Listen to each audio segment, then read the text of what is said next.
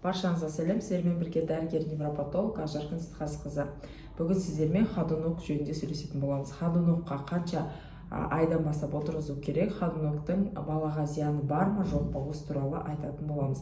Алдымен менің каналыма тіркеліп, подписаться деген батырманы басып, уведомление деген значокты басып отырсаңыздар, қандай видео шықса бірінші болып көріп отырасыздар. Және де өзіңіз жақындарыңызбен бөлісіп, информацияны бір-бірлеріңізге таратып отырыңыздар. Ал енді ходунок жөнінде айта кетейік. Ходунокқа негізі баланы толық, бала активны уже еңбектеп, активны өз бетінше отырып бастаған кезде ғана салуға болады. Өйткені егер сіздер ерте бала отырмай жатып, еңбектемей жатып салатын болсаңыздар, онда баланың негізі жамбас сүйектері мен беліне зақым келтіресіздер. Өйткені бала әлі дайын емес. Мүмкіндіктеріңіз болғанша ходунок деген нәрсені қолданбаған дұрыс. Өйткені ходунокты соңғы дәлелдер бойынша зияны өте көп. Яғни баланы ерте салған кезде дисплазия балада қазір көп кездесіп жатыр. Және де баланың белінде проблемалар кейін сәл өскен кезде пайда болады. Белінде қазір балаларда көп омыртқа аурулары болып жатыр.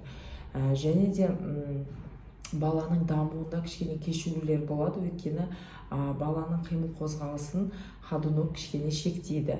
Және вертикальды жағдайда тұруға бала толық дайын емес. Сондықтан ходуноктың орнына бала өз бетінше жерде жаңағыдай көрпе төсеп, немесе жерге прям простынямен жатқызып қойған дұрыс. Ойыншықтарды алдына беріп, сондай позицияда бала жататын болса, және бала ішпен жаңағыдай жатып, көбірек еңбектеп, көбірек қимыл қозғалыс жасаған болса, бала ерте жүріп, ерте жағалап, ерте сіздерді қуантады. Сондықтан мүмкіндік болғанша ходунокты қолданбаған дұрыс. Ал егер мен ходуноксыз ешқандай жаңағыдай тірлік істей алмаймын, мен ходунокқа салуым керек баланы десеңіздер, салған күннің өзінде бала уже өз бетінше отыра білу керек, және бала еңбектей алу керек. Сол жағдайда қана, и то көп уақытқа емес, аз ғана уақытқа ғана қолдансаңыздар болады. Бірақ мүмкіндігінше қолданбаған дұрыс. Осы мәлімет сіздерге пайда болған болса, жақындарыңызбен бөлісіп, менің каналыма подписаться жасап кетіңіздер. Сіздермен бірге болған дәрігер невропатолог Ақжарқын Ситқазықызы.